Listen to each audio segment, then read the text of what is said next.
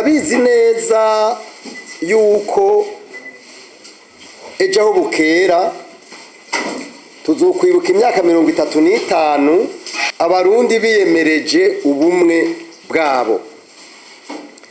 Iyo myaka 35 ni imyaka mbere mwashaka haba nikonje abarundi ntibakore. Mugabo umuntu arashobora kwiyumvira ukubaho kubumwe bw'abarundi bwagiye mu bitarbo ko mu by'ukuri bwashoboye kudufasha cyane gushikira ubwo bumwe. Jewe novuga ko abari bahari ico gihe babigize kubera nkeka babonye ko hari ibibazo mugabo babigira mu by'ukuri batavyemera.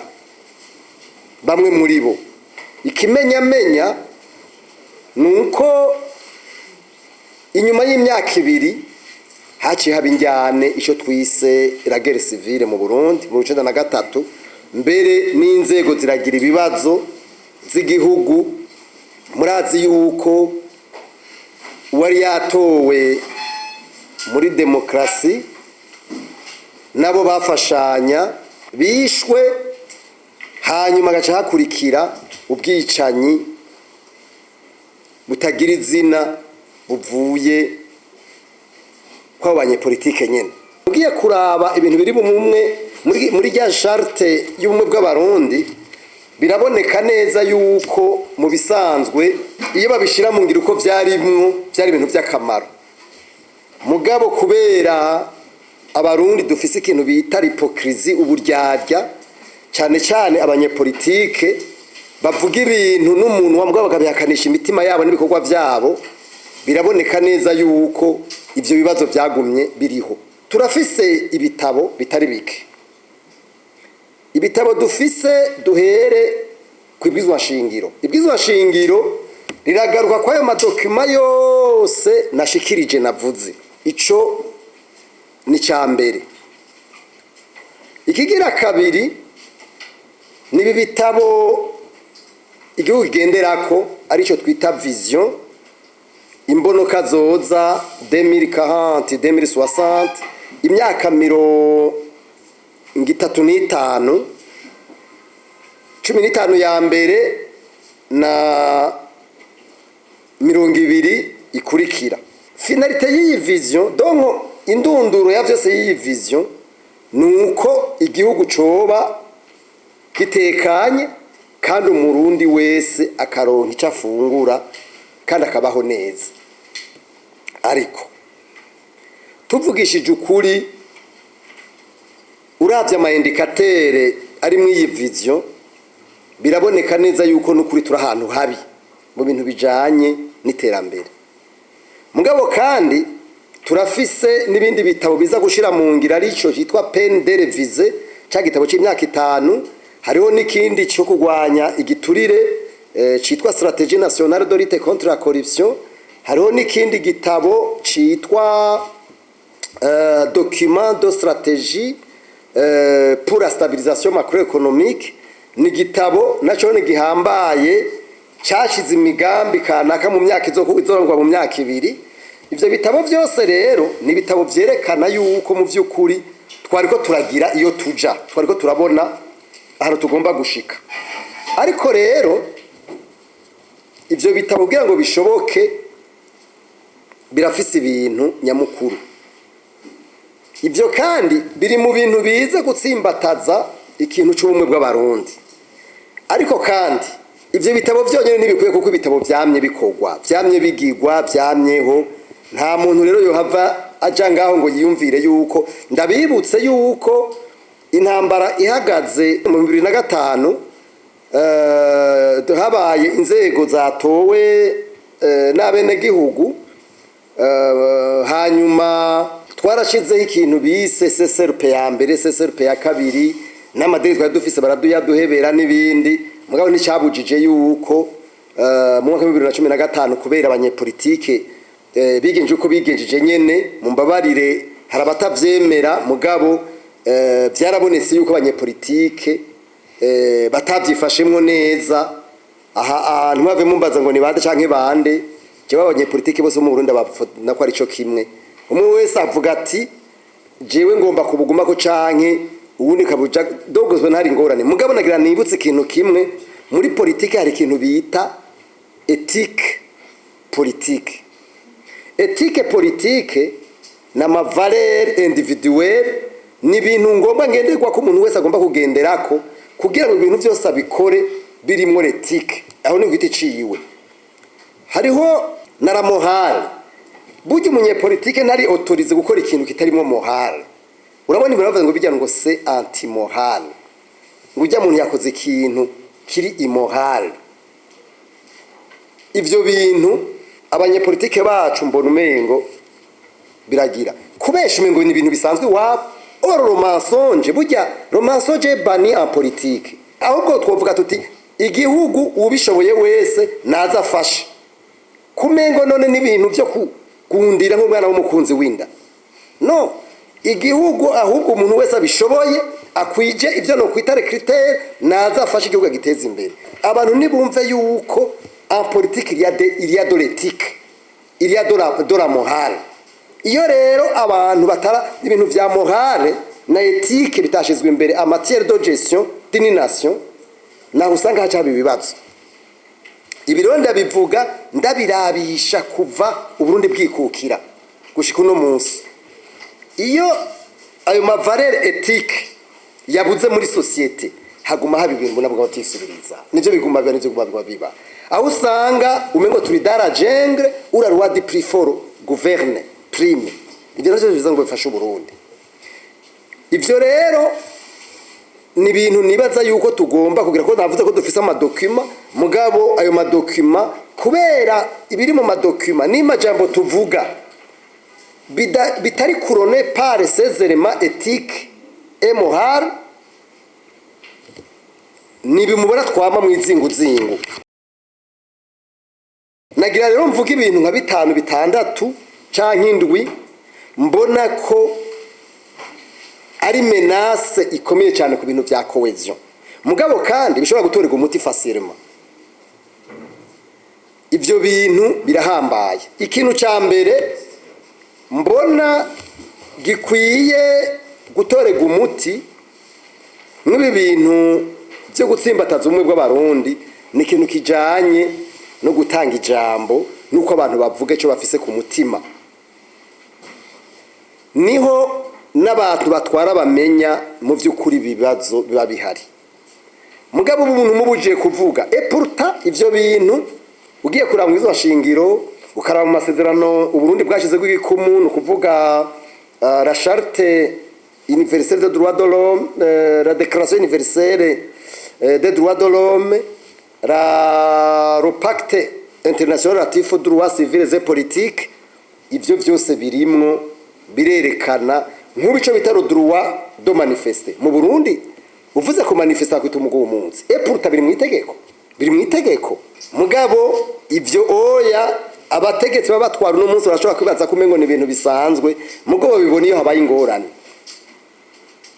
babibona iyo habaye ingorane nico gituma jewe mvuga nti abantu ico kintu cya liberation de la parole ni ikintu gihambaye gose ikigira kabiri ni ikintu kijanye no kugwiza umwimbo iwacu mwishiramwo rikome twe tuvuga tuti abasangiye ubusa bitane bisuma mu ndarara inzara akazinduka inzigo abantu bumve yuko umwimbo utadugijwe bidakunda kwigihugu gishobora gutera imbere na gatoya ivyo rero navyo birafise inzira bicamwo birafise n'ingene bikogwa iyo bidakozwe mu buryo bwiza hari ibintu bigora nk'ubu turavye ingene turiko turakora n'ingene turiko turagira biraboneka neza yuko umwimbo mu vy'ukuri bijya bitabona vuze byose bishika kuri 4 nibidufasha gushikana kuronka umwimbo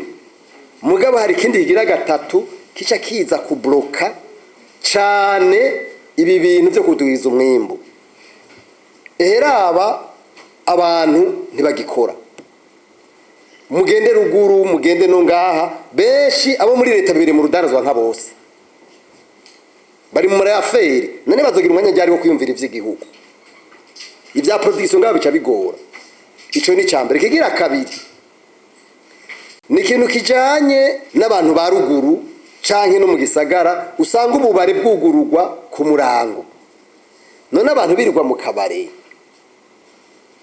bakubwira batutagiye mu kabare amastress yotumara dufise ibibazo byinshi mugabo abantu bakibagira yuko mu ndahara n'inzara hakazinduka inzigo ivyo bintu rero ni kibazo gikomeye ni menace ku kintu cy'ubumwe bw'abarundi ikigira gatatu kw'ibintu byo kuduza umwimbo ni kibazo kijanye mu vy'ukuri nuko tutagira ico no kwita modele economique n'ubu baravuze ngo burimyi ngo inzahabu niyo twashize imbere mugabo waza kuraba ico kintu c'uburimyi turacarimisha isuka none urimisha isuka wewe urimisha isuka cyo vuga ngo bagize modele economique y'uburimyi bigenze gute ukirima uko warima avant l'indépendance vyo ntibishoboka c'est pas possible uburi kurabesha kandi je birangora gutahura ivyo bintu ingene uvuga ngo wahaye hanyuma imbuto ntiziboneke ku gihe ifumbire ntiboneke ku gihe ibintu byose ugacusangana urudubi umwimbu waboneka ugacubora kubera utakingiwe none gayema mwe mwumva ivyo bintu abantu bacu baba bari imbere yacu mwe mwumva ko ivyo bintu ari ibintu by'ibibazo bikwiye gutorega umuti uburimyi rero burashobora kudufasha mugabo buzodufasha ibihugu byose muzorabe ibihugu byateye imbere usanga ari 5% 10% maximum 20% aribo barima mugabo baca bagaburira bose kandi bagaca bashora no hanze no musesekara mugabo twebwe hari hafi 90%. Iyo ni menace ikomeye cyane kutagwiza umwimbu ni menace ya gatatu. Menace ya kane ikomeye cyane nayone nuko kuntu mu gihugu cy'u Burundi hari abantu bari hanze b'impunzi. Iyo ni menace à la cohésion ni ikintu gikomeye cyane kibuza abantu gutera imbere hanyuma kandi no kunywana bikwiye. Ntushobora kuba ufise impunzi zirenga 200 kuva Burundi bwikukira twamana impunzi hanyuma ico kintu kibaze nukibone ko ari kibazo c'igihugu wowe ugaco vuga ngo amahoro yose ningo nijya nawe uburi kurabesha abantu none twese ubona hari umwana arimo ngaho ntitubona ibiba nibitaba hariya nta gihugu na kimwe gifise impunzi zirenga 10,000 hanze naho byo ari 5,000 twebwe numva turi ku 200 ushobora kuvuga ngo urashobora kugira amahoro arama mu gihugu ntibikunda. Icaka 5 ni ibintu byo kudasangira ivy'igihugu navuze iyo umwe mumaze kuduguzwa mu bisanzwe haca haba ico bita equité sociale equité économique. Ivyo mwashaka muri vision ni nkingi ya gatatu ico bita equité ni nkingi ya gatatu. Nkingi ya mbere ni production kuduza ubutunzi, nkingi ya mbere ni urumva twabari bashizemo n'ijya nkingi no mw'ijya vision. Nkingi ya mbere ni donc ni gouvernance lutte contre la corruption etc. Ya kabiri ni kuduza ubutunzi. Nkingi ya gatatu ni equité. Ikintu cya gatanu rero kijanye na equité gusangira ivy'igihugu birumvikana umuntu yagiye mu ishamba kamara imyaka 10 n'ibintu vyumvikana vyo ko aba yararushe mugabo abari kwagwanira ico nita ini bonne cause. Mwana umatazi ibintu byabaye mu kino gihugu cacu nabivuze ndabitangurira ko intwaro zahahora zararenganya abantu ikaba ari intwaro y'umuryango ikaba ari intwaro y'intara mbere je numva ko yari y'umuryango ubiravye neza ivyabo nivyo byari bihari mugabo iyo rero ugize Imana ikaguti ukagwanira urugamba hanyuma ukagera hejuru nucuvuga nk'umwana nucuvuga nk'umuntu avuga ati c'est moi ou rien no oya ucuba umuntu arabira bose nabo bantu witabansi nico rero ariko ndavuga ethique politique la morale en politique. Ibi rero ayo masoroga je nizera yuko kuri muri David yakuramo bagakuramo iryo jambo baracaratuvunye ndibuka narigeze kubibaza umukuru w'igihugu turi mu Bubirigi muri 2022 ndamubwira nyakubahwa perezida hariho nk'amasoro gatajana n'ibi bintu mwe muri ko muravuga ntushobora kuvuga ngo ntukora ko ntushobora ngo cyaratuvunye ngo bivuge ngo abantu babigire ikintu cy'intu ngo uvuge ko dushobora gute ntibikunda c'est pas possible hariho ini partie de la population baca baba frustre abandi nabo bagaca bumva ko bamwe bakumva ko bikoreye igihugu abandi nabo kibikoreye murumviye nunze mu gihugu rero aho usanga bamwe umengo bikoreye igihugu abandi nabo kibikoreye ingaruka mbi zavyo ntabwo bushoboka muravyumva ko ngaho ntabwo bushoboka ntibikunda tubatwa turahendana tuvugane rero ukuri kugira ngo murazi ko nahereye ku kintu bita la libération de la parole iyo dans une société donnée la libération de la parole n'est pas donnée la finalité yavyo ibintu birashwanyuka narababwiye mbere abantu baritwengera mbona abantu besho kuma bicisha ku ntuze ndababwira ni bane bamana mama mumere magabi ibintu byuko abantu batwara bagiye kudandaza bagiye mu rudandazwa ugasanga abasoda abagenero abapolisi ugaca usanga bahari n'abategetsi bavyangoye ngo ni udandaza ni mudandaza ibi muzoraba ivyo bizotwegera natanze akaronga ikongo ntanga akaronga mu Rwanda mu myaka yaheze ingene abantu bariko baragwana baca biruka kubera iki araraba mbega amakamyo yanje ibi amagazini yanje mitamwiki agaca yiruka ibi bintu rero jewe mvuga nti nibafata ingingo yuko ivyo bintu byo kudandaza cyo bo bivamo ikintu kigira gatandatu ndibaza ikintu kigira gatandatu kiri ari menace ku bintu bijanye na cohesion na limite ni ikintu kijanye nico no kwitereza injustice akarenganyo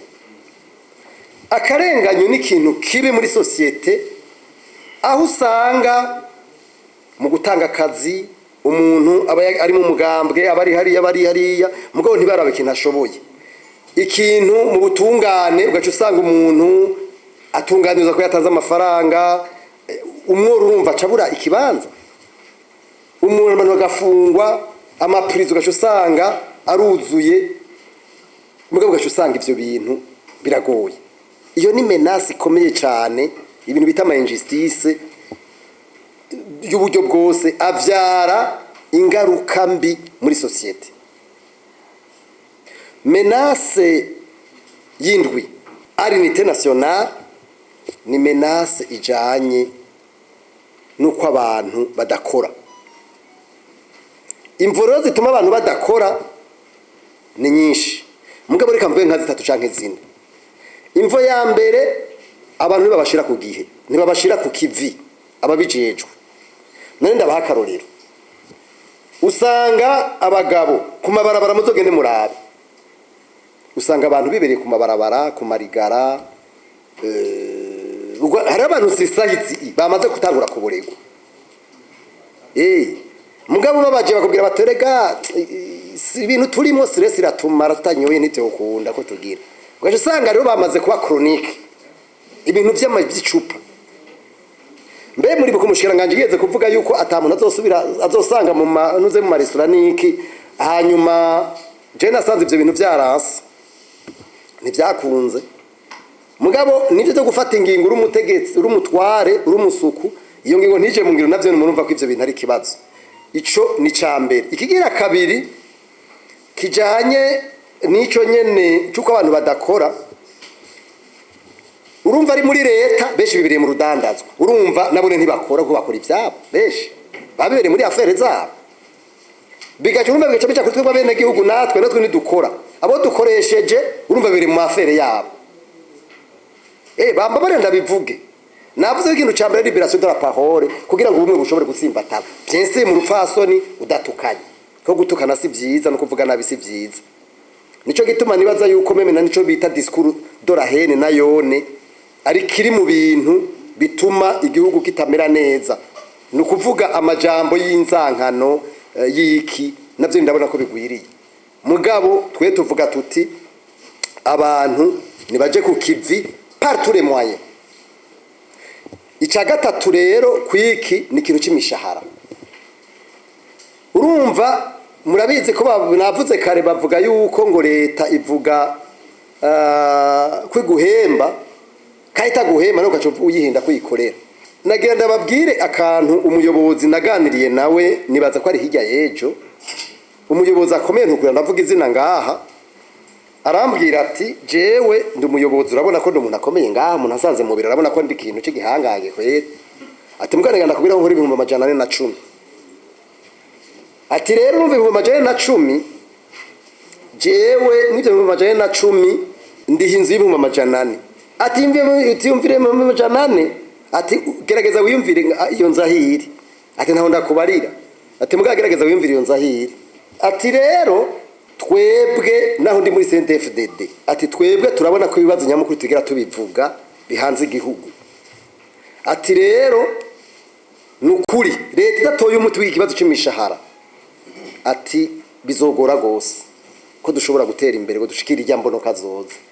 Ati cyo gituma haguma habi biturire, cyo gituma haguma habaye ibibazo, ati biragoye. Ivyo rero kugira ngo bishoboke namucenda mubwira nti rero ntibujya ntibiragoye cyane kuko leta nishobora kuduza imishahara ubutunzi buri uko buri no munsi ntibikunda. Abizi by'ubutunzi barabizi ikintu bita inflation, ikintu bita la devaluation, ikintu bita la depreciation na materme en economie akoreshwa cyane mu bagize economie politique cyane n'abandi. Ivyo rero ni ibintu vyerekana cyane yuko ama agrega economique yose canke ibipimo by'ubutunzi mu Burundi byose biri oruje, ni ibintu biboneka tuze tubona. Ivyo rero bica bituma hadashobora kuduza umushahara ngo bikunde. Ntibikunda ko umushahara uduga kubera ico kibazo meje kubabwira. Muranumva umukuru w'igihugu ngo tuvuze leta, hariho leta au sens large na leta au sens figuré. Aha niko ndavuga leta au sens figuré. Abi guverinema niyo itanga intumbero y'ingene ibintu byose bigenda. Mugabo nibabanza bavuve mu rudandazwa kugira ngo bashira abantu ku kivi. Bizogora rero ko dushobora gutsimbataza umwe bw'abarundi, hariho ubukene butagira uko bungana, abantu bavuga ngo baja gukora badahembwa. Nibikunda. Ikintu kigirindwi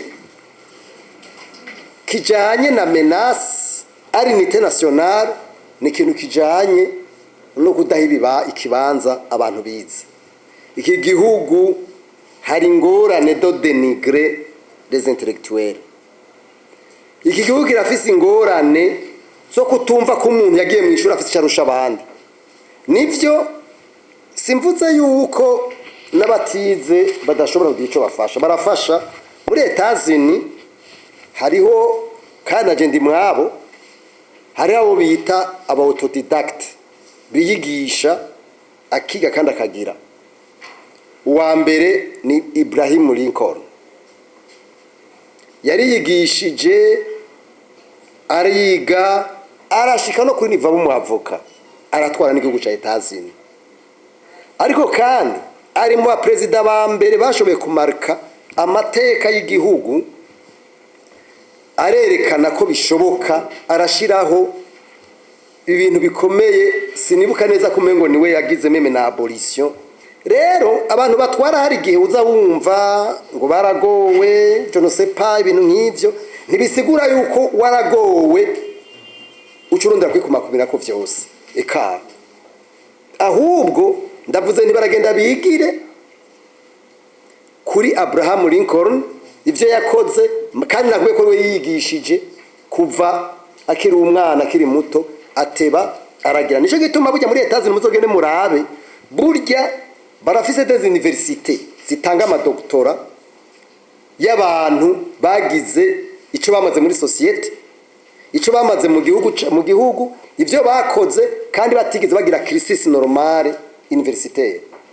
Muzogende mubaze muri Etats-Unis.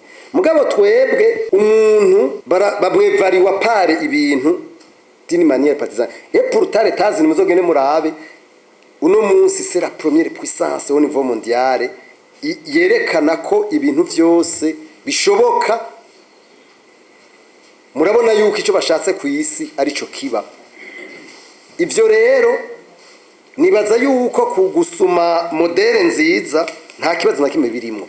Kusuma modere nziza nta kibazo na kimwe kirimo. Rero ibi bintu by'abantu bize bagomba guhabwa ikibanza.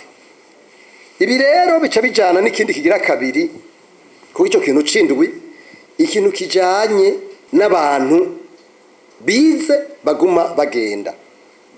Eheraba abametse abaganga, eheraba abarimu n'abandi. Ibyo bintu ni menace ikomeye.